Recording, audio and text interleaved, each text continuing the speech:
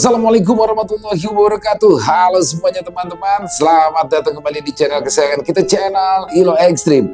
Dan dimanapun teman-teman berada, semoga teman-teman selalu dalam keadaan sehat walafiat tanpa kekurangan satu apapun. Amin, amin ya rabbal alamin.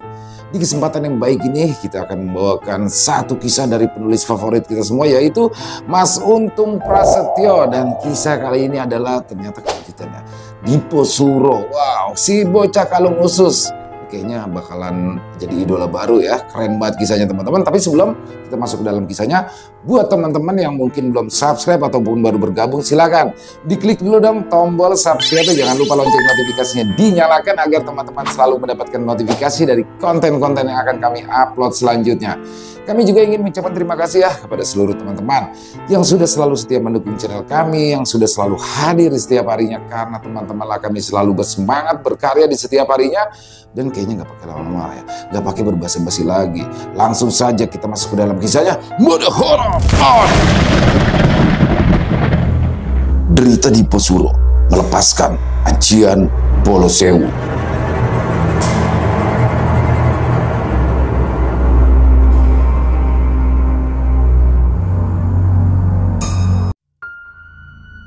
Setelah dapat mengatasi permasalahan berat yang dihadapi oleh keluarga Pak Karyo, kali ini kisah akan menceritakan kembali tentang perjalanan bocah kalung usus yang bernama Dipo Suro.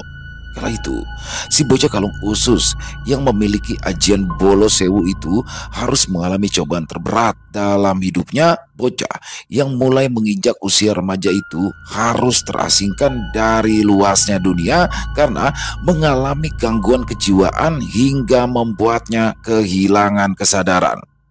Selama beberapa bulan lamanya, Dipo Suro harus diisolasi jauh dari orang-orang terdekatnya. Hal itu sengaja dilakukan demi untuk melindungi mereka dari potensi bahaya akibat gangguan kejiwaan parah yang dialami oleh Dipo Suro.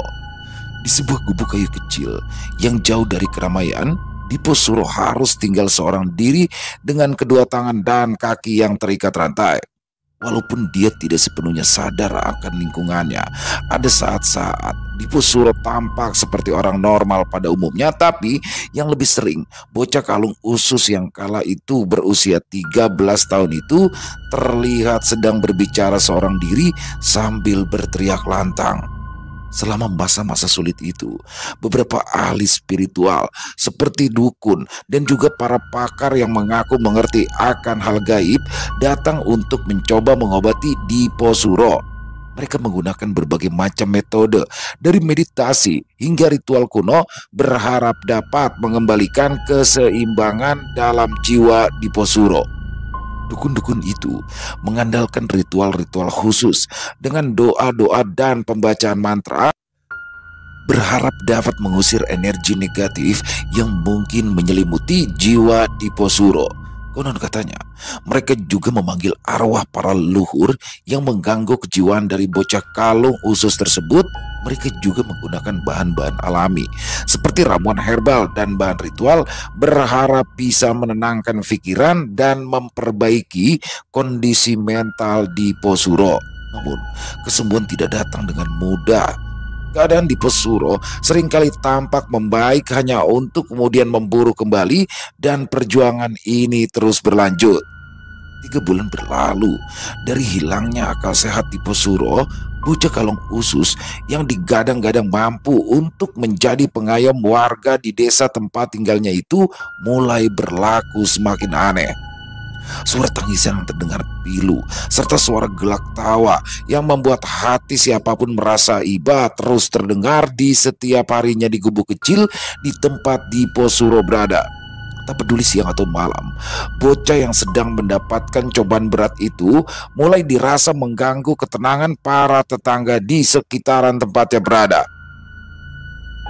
Setelah banyak dari warga yang mengeluhkan suara-suara yang sangat mengganggu itu, akhirnya Mas Kamso dan juga Mbak Sophia harus merelakan Dipo Suro tinggal di ladang milik dari Pak Diryo yang jauh dari pemukiman warga desa sekitar. Sebagai seorang kakek, Pak Diryo tentunya merasa iba dan ia tidak rela jika cucu lelaki pertamanya itu harus tinggal sendirian jauh dari keluarganya. Tetapi tidak ada pilihan yang lebih baik lagi. Mau tidak mau, Mas Kamso dan juga Pade Diryo harus membuatkan gubuk yang lebih layak dihuni untuk Dipo Suro. Ketika proses pembuatan gubuk kecil di tengah ladang milik Pade Diryo selesai, mereka pun langsung memindahkan Dipo Suro ke tempat tinggal barunya. Tetapi Mas Kamso, Betu, dan juga Pade Diryo yang dibantu oleh para tetangga terdekat mereka serta para pamong desa seperti Pak Kades dan Jagabayanya mengalami kesulitan dan harus menyaksikan kejadian di luar nalar manusia yang sempat menjadi buah bibir warga desa setempat dan warga desa lain di sekitarnya. Bocah kalung usus yang biasanya hampir tidak pernah tertidur itu tiba-tiba saja terbaring lemas. Dengan suara mendengkur yang cukup keras, Mas Kamso, Betu, dan juga Pade Diryo yang pada awalnya merasa sangat khawatir dengan kondisi Dipo Suro dibuat menggelengkan kepalanya ketika mendapati bocah itu sedang tertidur dengan pulas. Warga yang diminta membantu untuk memindahkan Dipo Suro dibuat jengkel karena lelah menunggu. Mereka sudah berada di sekitaran gubuk tempat tinggal Dipo Suro sejak pukul 8 pagi, tapi hingga pukul 11 siang Dipo Suro tidak juga kunjung terbangun. Dasar bocah gemblung, wayahnya mau dipindahkan mau malah tidur, seru salah seorang warga yang merasa kesal karena sudah menunggu lama. Akan tetapi, tanpa disangka-sangka, Dipo Suro pun langsung menyahut dari dalam gubuk tempat tinggalnya, dan hal itu sontak membuat keluarganya serta para warga yang berada di sana menjadi sangat heran dibuatnya. Aku masih ngantuk, Le. Besok sajalah. Hari ini aku malas kemana-mana, balas Dipo Suro dari dalam gubuk tersebut. Sontak saja semua orang dibuat bingung mendengarnya. Mas Kamso pun langsung berlari ke arah pintu gubuk dan membuka kembali pintu gubuk. Ia langsung memanggil anak sulungnya itu. Le, bangun Le, ayo kita mandi dulu. Setelah itu kita cari burung di ladangnya Mbak Kakung ya, ujar Mas Kamso dengan suara lembut. Besok aja Pak aku ngantuk, balas Dipo Suro sambil meregangkan tubuhnya dan kembali tertidur dengan lelap. Tidak ingin membuat para tetangga dan warga sekitarnya resah dan tidak tenang, Mas Kamso pun mulai mencari cara untuk dapat membawa Dipo Suro ke ladang milik kakeknya. Setelah mengingat tentang orang yang sangat disayangi oleh Dipo Suro, Mas Kamso pun langsung meminta kepada Betu untuk memanggilkan Suroto yang tidak lain adalah adik bungsu dari Mas Kamso. Suroto yang tinggal di desa sebelah bersama keluarganya itu memang sangat akrab dengan Dipo Suro. Keduanya sering pergi ke ladang untuk mencari burung puter dan juga burung kutilang untuk dipelihara. Tapi setelah Dipo Suro tidak lagi mengenalinya, Suroto pun terlihat jarang sekali datang berkunjung ke rumah Mas Kamso. Tanpa banyak berpikir lagi, Betu yang tahu akan kedekatan antara Dipo Suro dan Suroto langsung berjalan menuju ke rumah adik dari Mas Kamso itu. Sesampainya Betu di rumah Suroto, dia pun langsung menceritakan apa yang akan dilakukan oleh Mas Kamso dan juga para warga desanya. Dan dengan berat hati, Suroto pun langsung berangkat ke rumah Mas Kamso bersama Betu. Dengan tenang, Suroto pun langsung masuk ke dalam gubuk tempat keponakannya itu berada. Perlahan-lahan, Suroto pun menggoyang-goyangkan tubuh Dipo Suro dan memintanya untuk segera bangun. Aku ngantuk, Le. Udah lama aku kurang tidur. Jangan ganggu aku dulu ya, Le, ujar Dipo Suro ketika pamannya itu membangunkannya dengan cara menggoyang-goyangkan tubuhnya. Ayo Po, bangun. Kamu harus pindah tempat Po. Bapakmu dan juga si Mbak Kakungmu itu sudah membuatkan rumah baru untukmu, balas Suroto yang tentunya membuat Mas Kamso dan semua orang yang ada di sekitar terkejut. Bagaimana tidak, awalnya baik Mas Kamso maupun Pade Diryo serta warga setempat tidak ingin memberitahukan jika Dipo Suro akan dipindahkan ke tengah ladang sepi yang tidak terdapat satu rumah pun di sana. Oh, Dipo Suro, tak bilangin ya, di rumah baru kamu nanti kamu tuh bebas. Kamu mau teriak-teriak sampai tenggorokan kamu jebol. Di sana juga kamu bisa nangis dan tertawa sesuka hatimu, imbus Suroto yang semakin membuat Mas Kamso dan juga Pade Diryo serta para warga kesal. Oh, gitu ya, Le. Aku malas jalan tapi, Le. Ya kalau memang mau memindahkan aku, ya angkat aja aku dan bawa pergi aku dari tempat ini. Balas Dipo Suro dengan kedua matanya yang masih terpejam. Ini orang kelihatan waras, tapi kok dibilang gila, gumam Suroto sambil menghela nafas panjang dan menggelengkan kepalanya. Mendengar apa yang telah dikatakan oleh Dipo Suro, para warga yang sudah lama menunggu dan tentunya sudah merasa sangat kesal itu mulai mengusulkan agar supaya bocah yang kewarasannya terganggu itu digotong saja atau ditandu lalu diikat. Setelah melakukan rembukan, pada akhirnya Mas Kamso dan Pade Diryo setuju dengan permintaan warga yang terdengar sudah mulai berkata kasar itu. Tanpa menunggu lama lagi, 4 orang warga termasuk Suroto dan Betu langsung masuk ke dalam kubu kecil yang sangat pengap tanpa adanya sirkulasi udara yang baik itu. Mereka pun langsung mengangkat tubuh kecil Dipo Suro setelah sebelumnya melepaskan rantai yang terikat di kedua tangannya dan kakinya ke sebuah beton besar. Akan tetapi, 4 orang dewasa itu dibuat sangat terkejut ketika mereka tidak mampu mengangkat tubuh yang terlihat sangat kurus itu. Mereka merasa seperti mengangkat sebuah batu besar yang terasa sangat berat sekali waktu itu. Tidak cukup dengan 4 orang. Akhirnya Mas Kamso dan Pade Diryo pun ikut membantu. Tapi walaupun sudah ada 6 orang yang memegang erat bagian kepala, bagian tubuh samping kanan kiri serta bagian kaki, mereka tetap belum dapat menggeser sedikit saja tubuh bocah yang berjuluk si bocah kalung khusus itu. Wah, kamu ini kok malah ngerepotin banyak orang tuh Dipo Suro. Dipo, ujar Suroto sambil berengus kesal. Kan aku udah bilang, Lek, aku nggak mau mana-mana, aku mau di sini aja.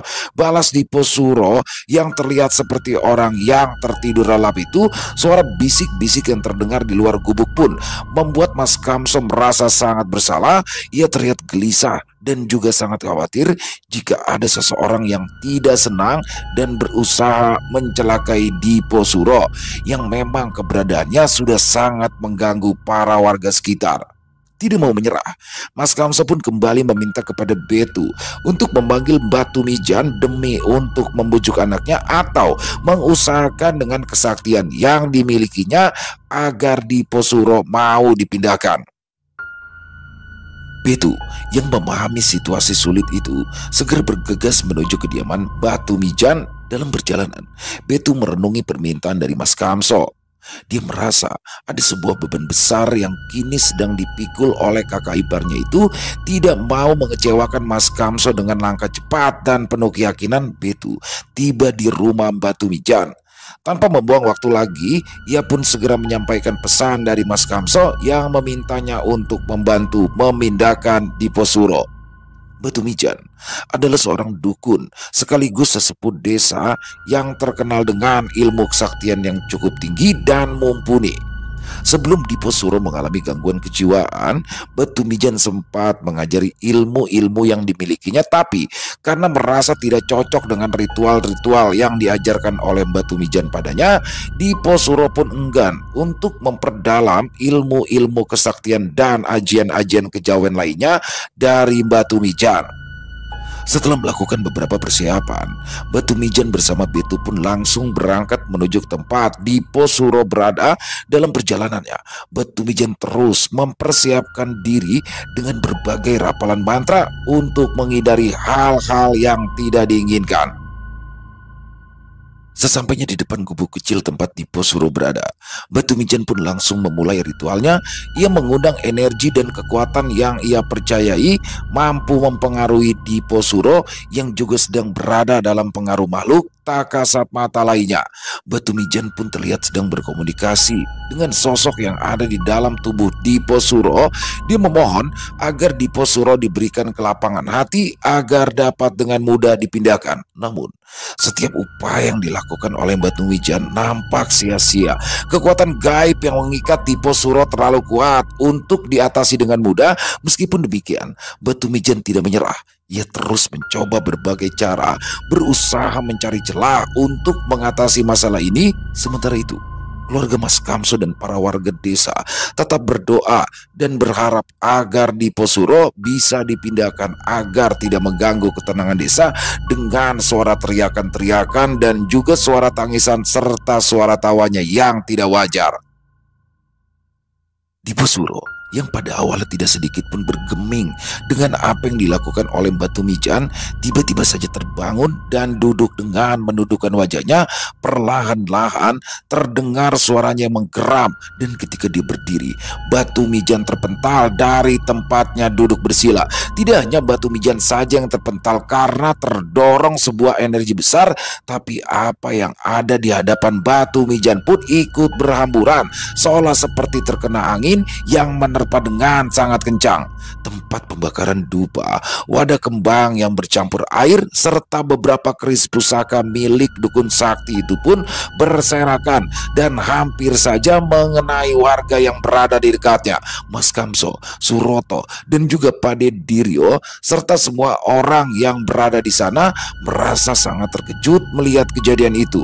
Suroto pun langsung mencoba menenangkan keponakannya itu, walau apa yang dikatakannya tidak pernah didengar oleh Dipo Suro. Setelah bangkit dari tempatnya jatuh terpental tadi, Batu Mijan pun terlihat memuntahkan darah segar dari mulutnya. Entah apa yang terjadi sehingga dukun sakti itu mendapati luka dalam yang membuat nafasnya tersengal-sengal. Dengan sisa-sisa tenaganya, Batu Mijan kembali berdiri tegak. Lelaki tua itu terlihat menggenggam erat jimat dan benda-benda pusaka yang selalu ia bawa. Dia merasakan ada sesuatu yang lebih besar daripada sekedar kekuatan gaib biasa yang telah mengikat Dipo Suro, sesuatu yang sudah mengakar dan sangat sulit untuk dihilangkan. Belum sempat mengumpulkan tenaga, tiba-tiba saja Dipo Suro berteriak dengan sangat lantang. Kedua bola matanya menghitam dan dari dalam tubuhnya terpancar energi panas yang dapat dirasakan oleh warga yang masih berkumpul di tempat itu. Melihat jika sosok makhluk gaib yang menguasai tubuh Dipo Suro telah bangkit dan mengeluarkan amarahnya, Batu Mijan pun perlahan mundur dan mulai menjauhi gubuk kecil tempat di mana Dipo Suro berada. Sosok dukun yang dikenal sebagai orang sakti itu memilih pergi dan menjauh agar makhluk gaib berkekuatan besar yang berada di dalam tubuh Dipo Suro tidak mengamuk dan mencelakai banyak orang. Mengetahui jika orang yang dianggap mengusiknya telah pergi, Dipo Suro pun kembali terduduk, lalu membaringkan tubuhnya di atas dipan bambu kecil yang hanya beralaskan tikar pandan itu. Dan tidak lama kemudian, suasana mencekam pun berangsur-angsur pulih, dan warga yang merasa ketakutan akan amarah dari sosok yang menguasai tubuh Dipo Suro satu persatu berpamitan dan meninggalkan tempat di mana Dipo Suro tinggal. Siang itu, keheningan pun menyelimuti desa. Hanya suara angin yang berdesir pelan dan gemerisik dedaunan yang terdengar. Warga desa yang awalan hendak membantu keluarga Mas Kamso untuk memindahkan Dipo Suro pun sudah pergi meninggalkan gubuk kecil di belakang rumah Mas Kamso. Piye to po, Dipo? Awamu itu loh malah bikin Batu Mijan KO dan seluruh warga ketakutan, ujar Suroto sambil menatap ke arah di mana keponakannya itu kembali tertidur dengan pulas. Kan aku udah bilang, Le, hari ini aku ngantuk, aku nggak mau pergi kemana-mana, balas Dipo Suro yang suaranya terdengar seperti orang waras pada umumnya. Jangan bocah kentir, kamu itu kalau kumat ganggu tetangga dan warga yang rumahnya dekat dari tempat ini loh, Po. Maka dari itu kamu itu diminta untuk tinggal di ladang, ujar Suroto menjelaskan. Yo, Le, nanti biar aku aja yang pergi ke sana sendiri. Tapi kalau aku sudah di sana, sampean harus datang nengok tiap hari yo. Gimana, Le? Setuju ndak? Balas bocah kurus dengan pakaian lusuh yang terlihat sobek di beberapa bagian tubuhnya itu. Iya, pokoknya kamu tenang aja. Kalau kamu sudah tinggal di ladang, Pak Le akan menengokmu tiap hari. Tapi kamu juga harus janji, kamu itu harus pindah dari tempat ini, yo. Balas Suroto yang membuat Mas Kamso dan Pade Diryo serta Betu dan dua orang tetangga dekatnya merasa lega mendengarnya. Wes, Po, Ale pulang dulu yo. Imbu Suroto berpamitan. Tanpa memperdulikan ucapan dari Suroto, Dipo Suro pun kembali tidur dengan suara dengkurannya yang terdengar sangat keras. Suroto yang merasa kesal pun langsung keluar dari dalam gubuk dan mengajak Mas Kamso serta yang lainnya untuk pulang. Hari itu tidak seperti biasanya. Dipo Suro tidak terdengar menangis ataupun tertawa dan juga berteriak lantang.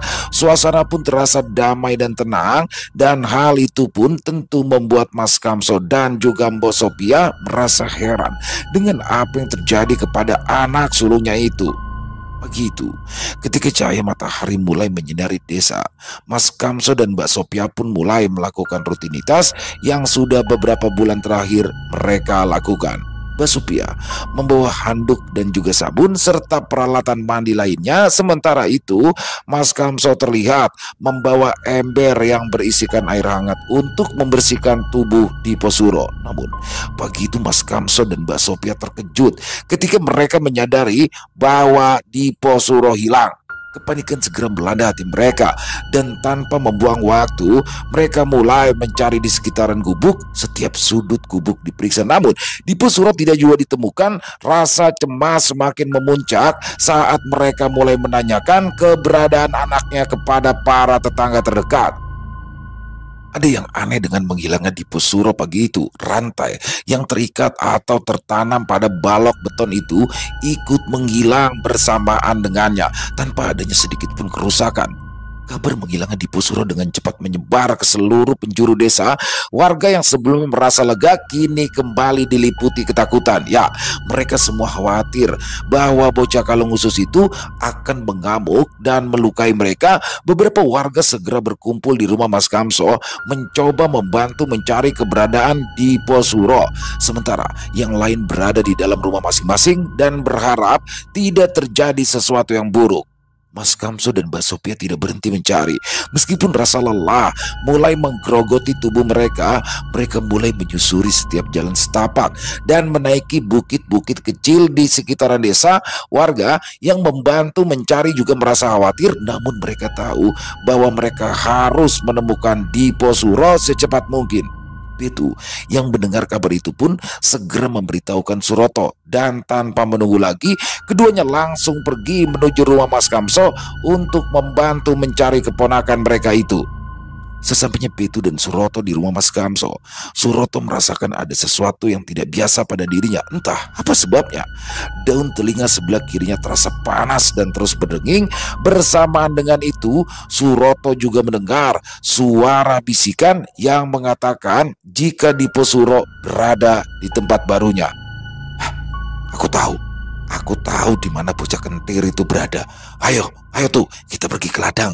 Seru Suroto yang bergegas pergi menuju ke ladang milik Pade Diryo yang memang sudah dibangun sebuah gubuk kecil untuk tempat tinggal Dipo Suro. Betu dan beberapa orang yang berada di halaman rumah Mas Kamso pun langsung mengikuti langkah Suroto yang tergesa.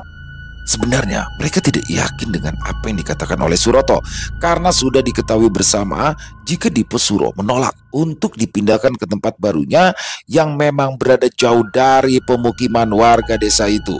Suroto yang dikenal sebagai salah satu orang yang dekat dengan Dipo Suro itu tampak sangat yakin bahwa apa yang ada di pikirannya itu benar. Meskipun Betu dan yang lainnya merasa tidak percaya, tapi mereka pun pada akhirnya ikut pergi menuju ke ladang mengingat situasi yang mendesak kala itu. Dengan cepat mereka berjalan menyusuri jalan setapak yang menjadi satu-satunya jalan menuju ke ladang perkebunan warga desa. Mereka semua berharap dapat menemukan Dipo Suro sebelum sesuatu yang lebih buruk terjadi. Nah, bener kan? Bener nyata dan terbukti kan? Apa aku bilang tadi? Dasar bocah kentir, dicari kemana-mana, malah udah tidur pulas di sini. Seru Suroto yang langsung membuka pintu pondokan kecil yang dibuat seperti rumah panggung oleh Mas Kamso dan juga Pade Diryo. Tuh, lihat. Masih tidur dia. Imbu Suroto kepada Betu dan beberapa orang lainnya yang ikut masuk ke dalam rumah pondokan tempat di mana Dipo Suro akan tinggal selama kewarasannya belum kembali. Kamu itu loh Podipo, pergi dia pamit-pamit, dan bisa-bisanya loh kamu itu pergi, itu masih ada rantai yang ada di tangan dan kakimu. Ujar Suroto lagi sambil menggelengkan kepalanya karena merasa ada yang janggal dengan keponakannya itu. Melihat apa yang ada pada diri Dipo Suro, Pitu, dan beberapa orang lainnya pun menyadari keanehan yang dimaksud oleh Suroto. Keanehan yang terjadi kala itu adalah rantai yang berada di kedua tangan dan kakinya tampak utuh, dan rantai yang seharusnya tertanam pada balok beton itu juga masih menyatu dengan rantai yang berada di antara kedua kakinya. Walaupun begitu, Betu dan Suroto serta yang lainnya pun tidak ingin terus berpikiran aneh kepada Dipo Suro. Suroto dan Betu lalu meminta kepada dua orang yang ikut bersamanya untuk kembali pulang dan memberitahukan kepada Mas Kamso dan Mbak Sophia serta yang lainnya jika Dipo Suro sudah berada tempat di mana seharusnya dia berada. Beberapa saat kemudian, Mas Kamso dan Mbak Sophia serta Pak Dirio dan juga seluruh keluarganya datang ke ladang tempat di mana Dipo Suro berada. Walau merasa tenang dengan berhasilnya ditemukan Dipo Suro, akan tetapi mereka merasa sangat sedih karena akan berada jauh dengan bocah malang itu. Hari itu, Dipo Suro terlihat diam tanpa mengucapkan sepatah kata pun. Walaupun Suroto terus meledeknya, tapi tatapan mata Dipo Suro terlihat hampa dan wajahnya juga terlihat pucat. Mbak Sophia pun membelai lembut rambut anak lelakinya itu. Dengan penuh kesabaran, ibu dari dua orang anak itu menyuapi anak sulungnya, sementara Mas Kamso dengan perlahan mengikat kembali rantai yang ada di tubuh anaknya itu ke tiang kayu rumah pondokan kecil tersebut, lalu menggemboknya. Kesedihan tampak di wajah bocah yang dikenal memiliki ilmu kesaktian dan sebuah ajian kuno itu, tapi tidak ada seorang pun yang tahu apa yang ada di dalam pikiran dan hatinya. Semua orang ikut prihatin atas apa yang sudah menimpa Dipo Suro, dan mereka pun berharap agar bocah kalung usus itu dapat kembali pulih dan berkumpul lagi dengan keluarganya. Hari demi hari pun berlalu. Suasana desa pun kini kembali normal dan tenang. Para tetangga dan warga desa kini tidak lagi mendengar suara tangisan dan juga teriakan lantang serta tawa terbahak-bahak dari Dipo Suro. Walaupun demikian, tapi para tetangga dan warga desa tidak serta-merta senang dengan hal itu. Mereka juga turut merasakan kesedihan yang sedang dialami oleh Mas Kamso dan juga Mbak Sophia. Sesuai dengan janji yang telah disanggupinya, Suroto pun setiap hari datang untuk menjenguk keponakannya itu, walau jarak dari rumahnya untuk menuju ke tempat di mana Dipo Suro berada sangat jauh. Tapi hal itu tidak menyurutkan langkahnya untuk menemani Dipo Suro walau hanya sebentar saja. Banyak sekali kejadian tak terduga yang dialami oleh Suroto ketika ia bersama Dipo Suro. Terkadang Suroto merasa sangat mengenal sekali keponakannya yang dapat diajak bercanda bersenda gurau. Dipo Suro yang biasanya tampak tenang seringkali menunjukkan kilasan dari dirinya yang dulu seorang anak yang penuh keceriaan dan canda tawa. Namun pada saat-saat lain Suroto mendapati wajah keponakannya itu berubah menakutkan. Dengan kedua bola matanya menghitam di semua bagiannya, kejadian-kejadian itu membuat Suroto semakin waspada. Dia sadar jika ada kekuatan gaib yang cukup kuat di balik perubahan-perubahan drastis tersebut. Meskipun Suroto berusaha keras untuk menjaga keponakannya tetap tenang dan nyaman, ada saat-saat di mana Dipo Suro tampak dikuasai oleh sosok makhluk tak kasat mata. Di waktu-waktu tersebutlah kehadiran Dipo Suro terasa berbeda. Ia menjadi dingin, tidak mengenali Suroto sama sekali. Ada sebuah kejadian yang selalu akan dikenang oleh Suroto. Saat itu, Suroto yang sedang dalam kondisi tidak sehat terpaksa tidak mendatangi pondokan tempat keponakannya itu berada. Sebenarnya, dia ingin memaksakan diri untuk menjenguk dan menemani Dipo Suro hari itu, tapi kondisi tubuhnya memang sangat tidak memungkinkan untuk dia bepergian hari itu. Dan ketika malam tiba, Suroto pun mulai mendapatkan gangguan-gangguan aneh di rumahnya. Saat itu, Suroto dan istri serta kedua anak perempuannya sudah tertidur lelap. Akan tetapi, sekitar pukul 11 malam, dia mendengar suara pintu rumahnya diketuk dengan keras dari arah luar. Mendengar suara ketukan pintu di tengah malam itu, Suroto pun langsung terbangun dari tidurnya dan keluar dari dalam kamarnya menuju ke arah depan pintu rumahnya.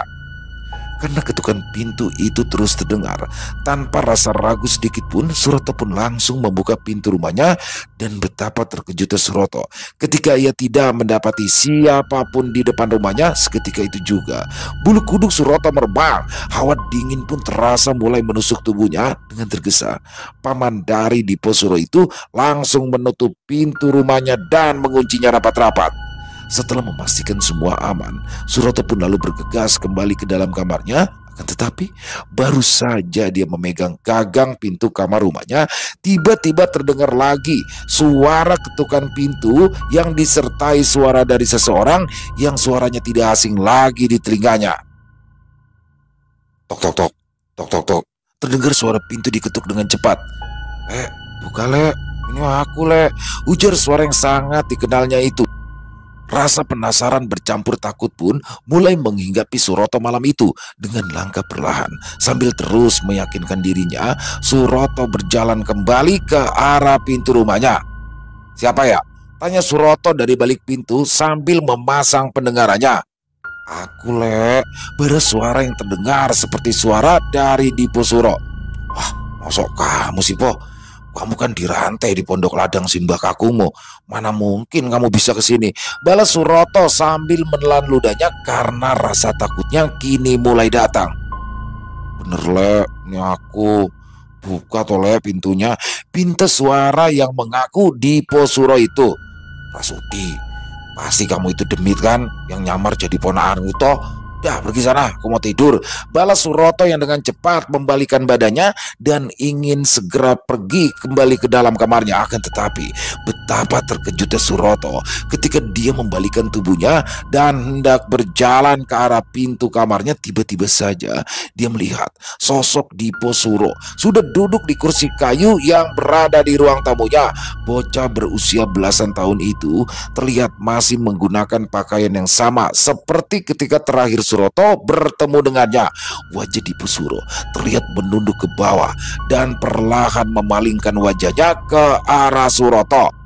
Kedua bola mata yang hitam pekat itu kemudian menatap tajam ke arah Suroto, dan setelah itu wajah dari keponakannya itu berubah menjadi sosok lelaki tua dengan banyak keriput di wajah pucatnya. Tidak hanya itu, sosok yang terlihat bukan lagi sosok Diposuro itu menyeringai seraya memamerkan dua taring panjang di sudut bibirnya. Tubuh Suroto pun mulai gemetar ketakutan. Nafasnya terasa sesak dan perlahan tulang di kakinya terasa tidak mampu lagi menopang tubuhnya. Setelah itu, Suroto pun jatuh pingsan di ruang tamunya dan dia baru tersadar ketika Prapti istrinya membangunkannya di pagi hari.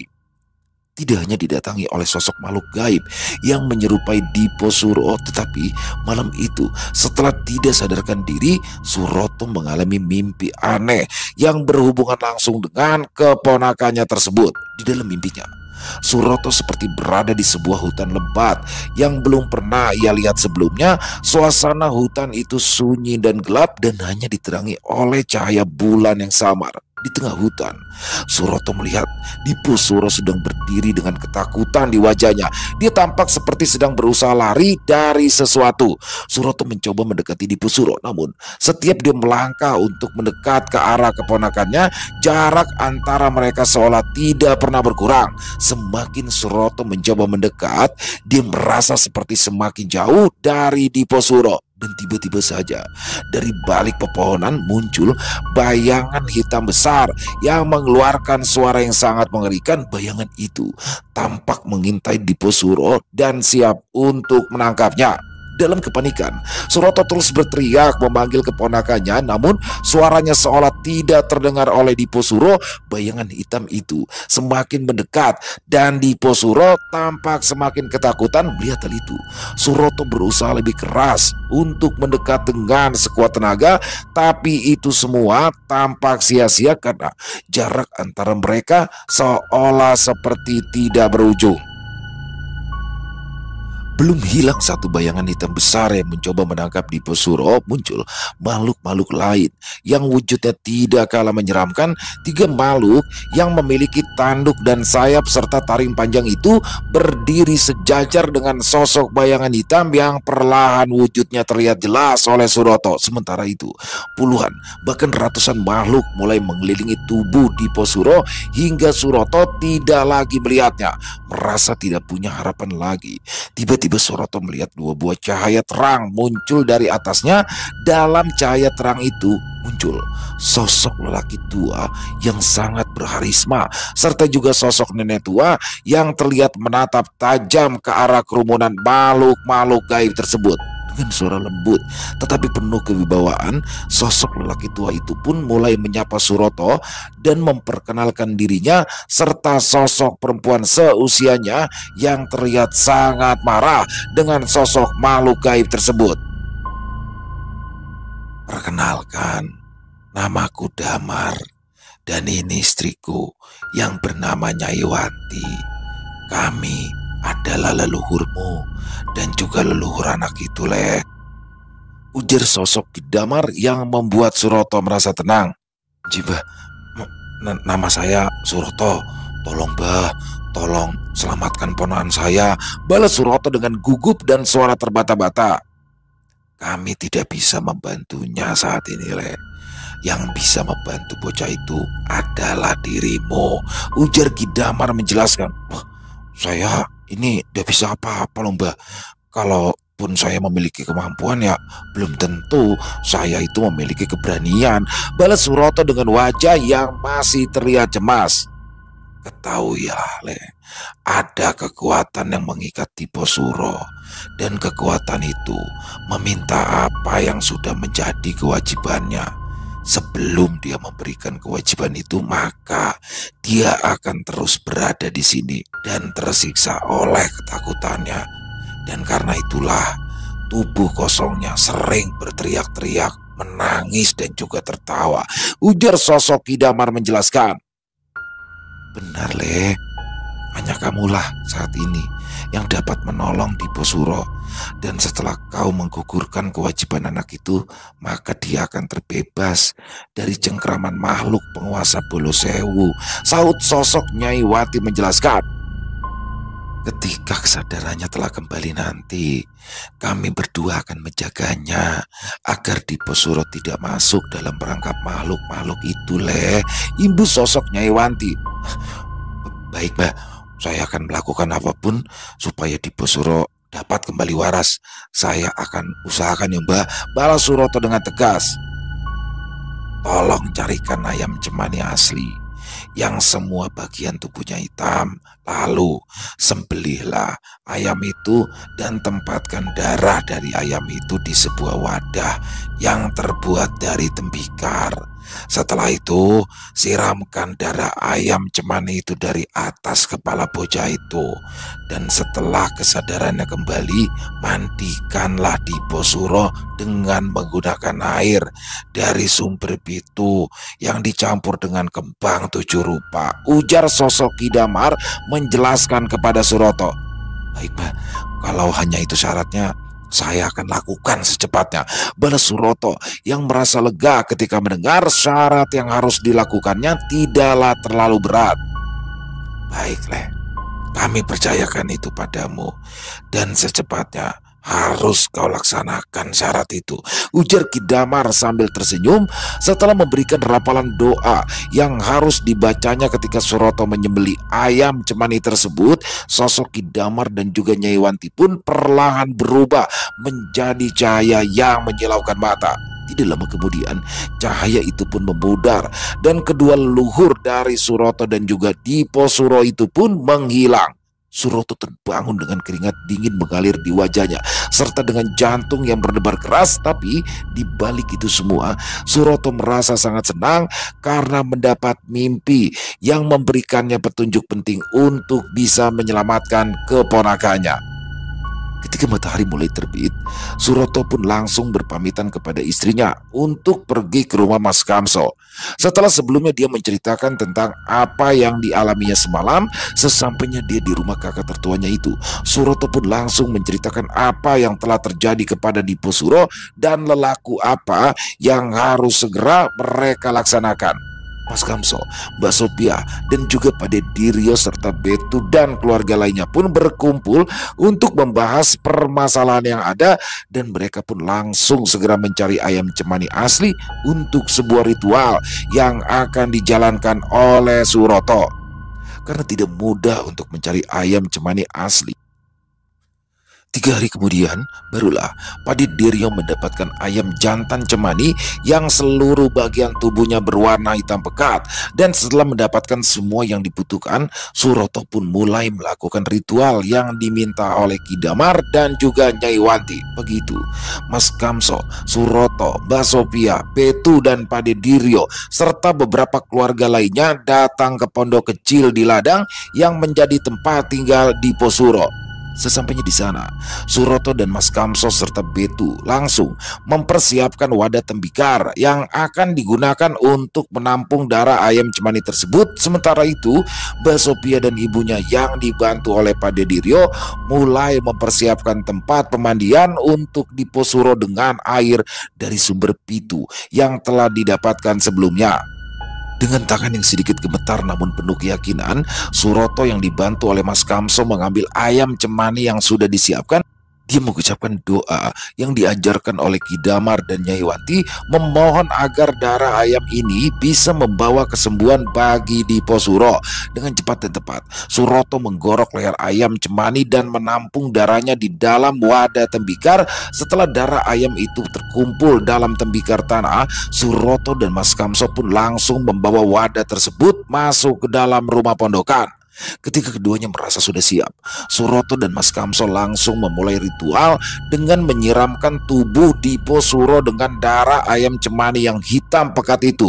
Proses ritual tersebut dilakukan dengan sangat hati-hati serta memastikan setiap langkah dilakukan sudah sesuai dengan petunjuk yang diberikan oleh Ki Damar dan juga Nyai Wanti. Setelah darah ayam cemani mulai membasahi bagian kepala, Suroto dan Mas Kamso mulai membalurkan darah hitam tersebut hingga memenuhi tubuh Dipo Suro. Bocah kalung usus itu terlihat hanya terdiam dengan tatapan kosong dan raut wajah datar.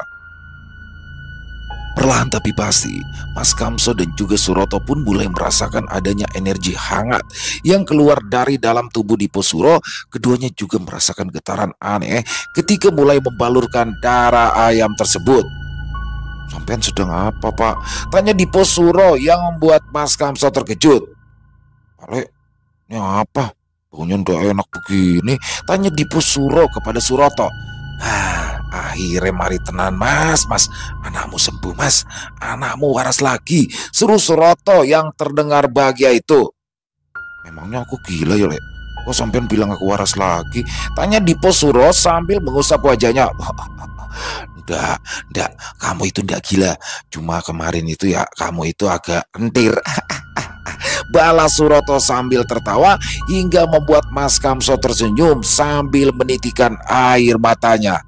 "Alhamdulillah, akhirnya kamu sehat kembali Dipo," ujar Mas Kamso yang merasa sangat terharu hari itu. Setelah kesadarannya kembali, Suroto dan Mas Kamso segera melepaskan rantai yang mengikat kedua tangan dan kaki Dipo Suro.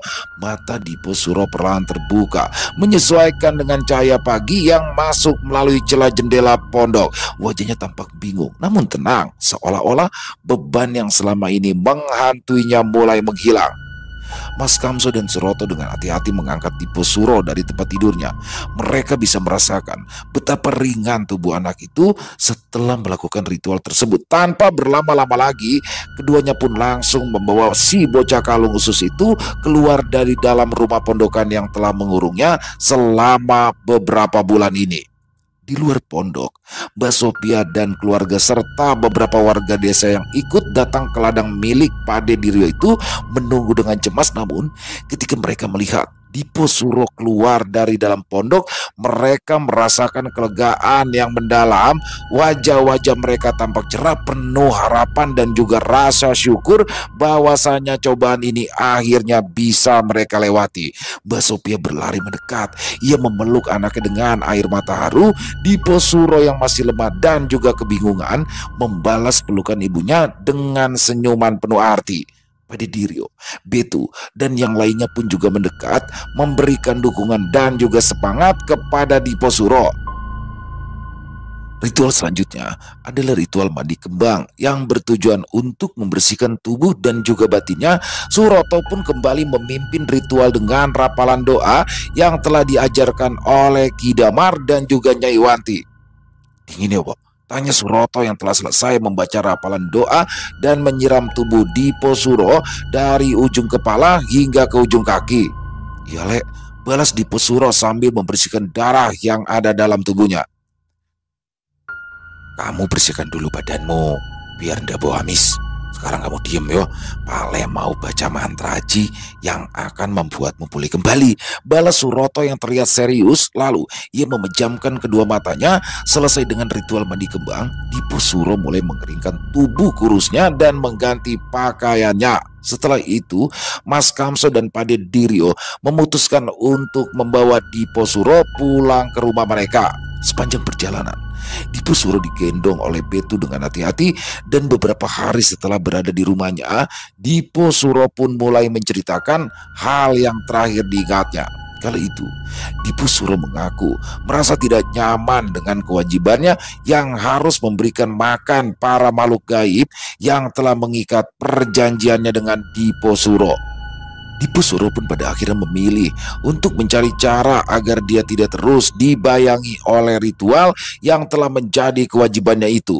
Setelah dapat membantu mengobati Pade Karyo dari sosok gaib yang telah menggerogoti tubuhnya, Dipo Suro pun harus berurusan dengan para makhluk gaib yang telah membantunya atau yang telah menjadi perewangannya. Para makhluk gaib itu datang tepat di malam Jumat Kliwon kedua. Setelah pada malam Jumat Kliwon sebelumnya, Dipo Suro memberikan sesaji kepada mereka di rumah Pak Karyo sesuai dari permintaan Bolo Buwono, Bolo Tirto, Bolo Bayu, dan Bolo Geni. Kedatangan para makhluk gaib perewangannya itu tidak lain untuk meminta apa yang memang sudah menjadi kewajiban Dipo Suro. Pada awalnya, Dipo Suro mengira jika dia hanya akan memberikan sesaji ketika dia menggunakan ajian Bolo Sewu dengan memanggil Bolo Buwono dan yang lainnya. Tapi ternyata apa yang difikirkan oleh Dipo Suro adalah sebuah kesalahan, karena pada dasarnya setiap malam Jumat Kliwon Dipo Suro harus menyembelih seekor ayam hitam, walaupun itu bukan murni ayam cemani. Akan tetapi dengan sebuah alasan yang tentunya sudah difikirkan masak-masak, Dipo Suro yang kala itu baru beranjak remaja menolak untuk memberikan sesaji berupa darah hewan, karena dia merasa jika darah adalah sebuah simbol dari kehidupan yang harus dijaga dan dihormati. Dan karena hal itulah Dipo Suro harus merasakan cobaan berat dengan kehilangan kewarasannya setelah sukmanya dibawa pergi ke alam gaib oleh Bolo Upoto.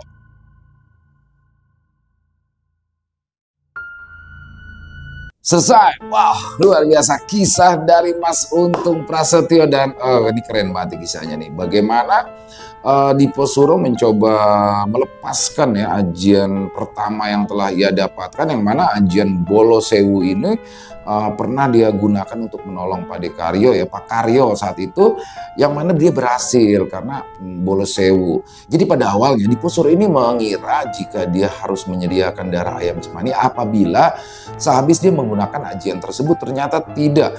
Setiap malam Jumat Kliwon ternyata mereka meminta darah ayam cemani. Nah, disinilah Dipo Suro tidak bersedia, dia tidak ingin melakukan hal itu, sampai pada akhirnya jiwanya diambil ke alam lain yang mengakibatkan tubuhnya kosong dan dikira menjadi gila oleh keluarga dan lingkungan sekitar. Wah, luar biasa banget nih.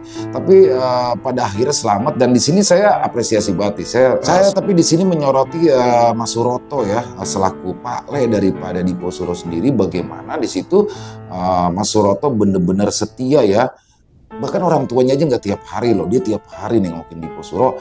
Yang akhirnya dialah yang berhasil mendapatkan impian untuk melakukan ritual, di mana ritual ini adalah untuk mengembalikan jiwa dari Dipo Suro. Dan luar biasa, akhirnya berhasil dilepaskan. Makin seru aja nih setelah ajian Bolo Sewu ini dilepaskan, apakah nanti Dipo Suro akan tetap bisa membantu orang-orang atau ada ajian baru yang nanti berhasil didapatkan. Buat Mas Untung Prasetyo, kisahnya keren banget, ditunggu lagi kelanjutan yang luar biasa ini. Dan semoga juga kisah Dipo Suro barusan bisa menghibur teman-teman ya, para pecinta penikmat horor misteri, lebih khususnya lagi kepada para subscriber dari channel ILO Extreme.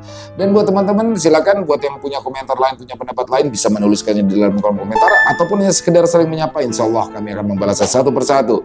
Buat yang suka dengan videonya bisa diklik tombol like atau tombol jempolnya. Dan sekali lagi ya, buat yang belum subscribe, jangan lupa diklik tombol subscribe-nya. Lonceng notifikasinya juga dinyalakan agar teman-teman selalu mendapatkan notifikasi dari konten-konten yang akan kami upload di setiap harinya. Untuk channel ILO Extreme kami upload setiap hari teman-teman, setiap malam jam 7 malam waktu Indonesia bagian Barat. Oh iya, buat teman-teman mungkin yang punya kisah horor misteri ya, yang diangkat dari kisah nyata yang berdasarkan pengalaman pribadi, apabila mungkin berkenan dibawakan di channel kami, silakan bisa mengirimkannya ke nomor telepon yang ada di bawah sini, dan bebas ya, dalam bentuk tulisan boleh, dalam bentuk rekaman suara boleh, senyamannya teman-teman aja. Dan buat teman-teman yang sudah mengirimkan kisah, kami ucapkan terima kasih. Di akhir kata saya ILO mengucapkan permohonan maaf apabila mungkin dalam pembawaan kisahnya barusan ada kata-kata saya yang salah ataupun ada kata-kata saya yang kurang berkenan. Saya mohon dibukakan pintu maaf yang seluas-luasnya. Sampai berjumpa lagi di konten-konten kami selanjutnya yang pasti tidak kalah ngerinya, yang pasti tidak kalah seramnya.